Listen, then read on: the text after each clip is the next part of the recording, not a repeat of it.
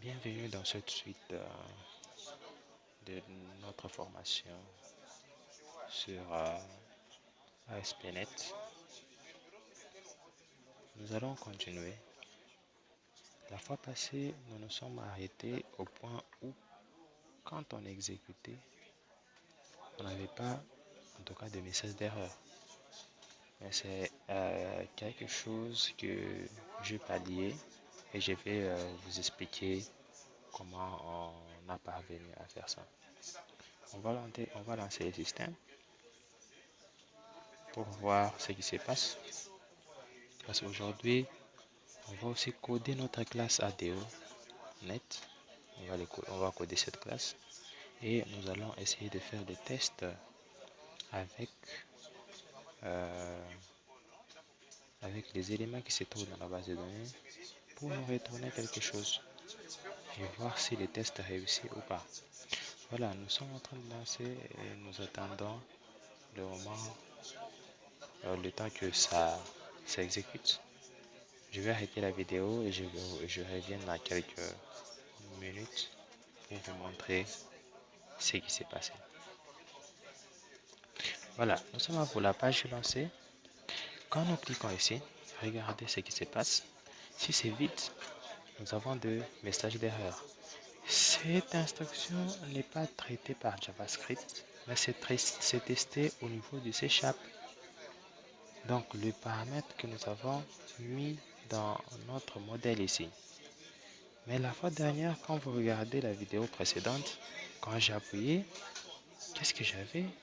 J'avais des valeurs qui, j'avais le username qui est affiché là-bas et le login qui était affiché là-bas. Mais j'avais pas de message d'erreur. Mais remarquez, quand je mets quelque chose comme une valeur, qu'est-ce que je fais? Le message d'erreur disparaît. Et là, quand je mets le password est caché et le message d'erreur est disparu. Ok? Nous allons essayer de vous expliquer ça très proprement. En fait, voilà. La fois passée, nous avons dit que nous allions utiliser le JavaScript. En fait, utiliser le JavaScript, ça va nous prendre beaucoup de code.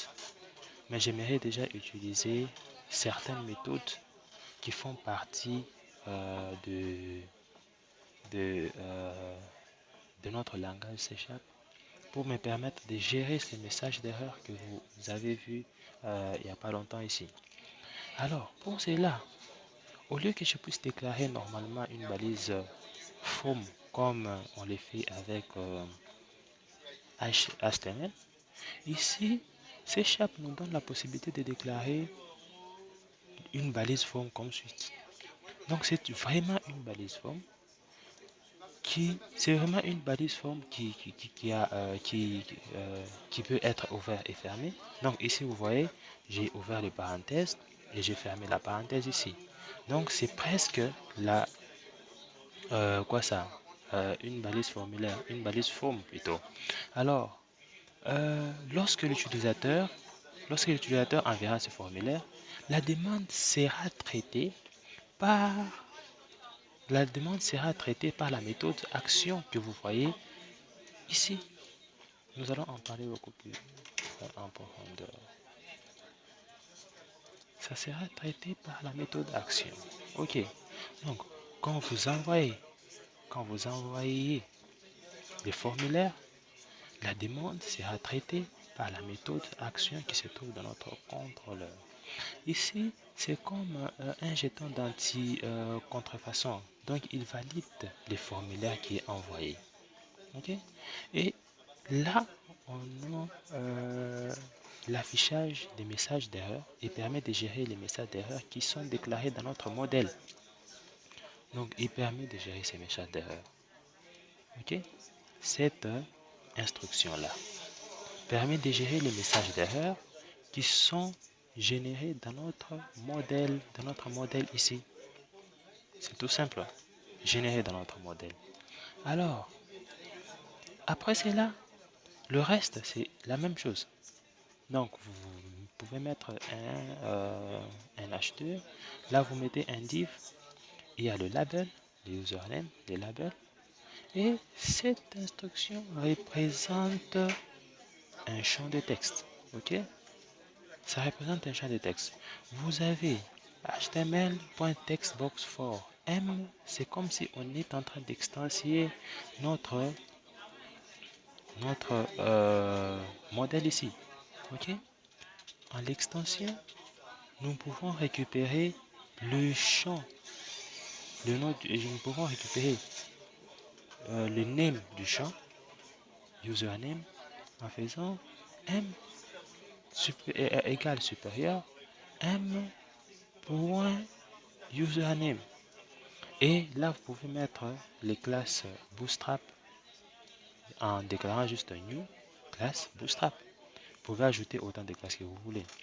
Et là, vous avez la validation de message d'erreur. Donc, dès que, dès que vous, ils vont s'en rendre compte, ils vont s'en rendre compte que ce champ est vide, qu'est-ce qu'il va faire? Il sera traité à ce niveau et ce monsieur nous renvoie un message d'erreur que nous allons afficher à ce niveau-là. Donc, juste à côté, comme vous avez vu ça. Donc, c'est un peu ça. Alors, l'envoi des données se passe comment? Nous avons déclaré notre action qui était login. Et nous avons créé la view que vous voyez ici. Ok? Maintenant, quand je clique sur le bouton valider, qu'est-ce qui doit se passer? Normalement, euh, je dois envoyer le formulaire. Quand je clique, j'envoie le formulaire. Et les valeurs du formulaire seront reçues en déclarant d'abord post, parce que nous allons faire un post. Et nous disons que ce post sera effectué sur l'action login et où le modèle qui est égal à celui-ci, c'est comme si nous extensions ce modèle. C'est comme si nous extensions ce modèle-là ici. Donc, modèle, c'est cette classe, ok, qui va nous permettre de récupérer les valeurs qui sont à l'intérieur de la classe et nous mettons l'objet. Si par exemple, je vais récupérer un username qui est dans la classe, je n'ai qu'à faire objet point username. Vous voyez qu'il sort directement. Je vais le tester en l'affichant dans un viewBag. ViewBag bag qui est égal à celui-là. ViewBag.message. Ok? Je vais le tester comme ça. Donc quand je clique, il va me donner le username. Alors je vais prendre ce viewBag, je vais venir avec lui ici. Je vais créer une valise P et je vais mettre viewBag. Ok, qu'est-ce que je vais faire maintenant? Je vais le tester. Je vais tester ça pour vous montrer.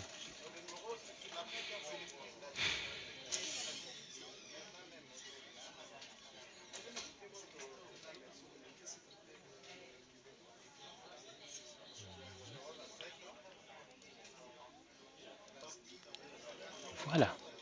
Qu'est-ce que je fais? Je vais essayer de tester. Oui. Je dis, allez mon cher, viens ici. Ok, quand on fait ça, il m'affiche GoIm. Donc ça signifie qu'il a récupéré la valeur. Donc c'est comme ça. Ici,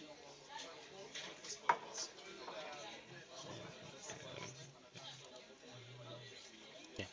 Nous étions en train de dire que nous avons affiché notre valeur ici. Donc, nos extensions, c'est comme si nous faisions une extension de cette classe. Et cette classe et cet objet va nous permettre de commencer à récupérer les attributs de cette classe. Bien. Nous arrêtons cette vidéo. J'espère que ça vous a été utile. Et la prochaine fois, nous commençons directement sur avec la connexion à la base de données. Merci, cette vidéo a été trop courte, mais c'était vraiment bien pour vous faire comprendre là où nous sommes déjà. Merci beaucoup.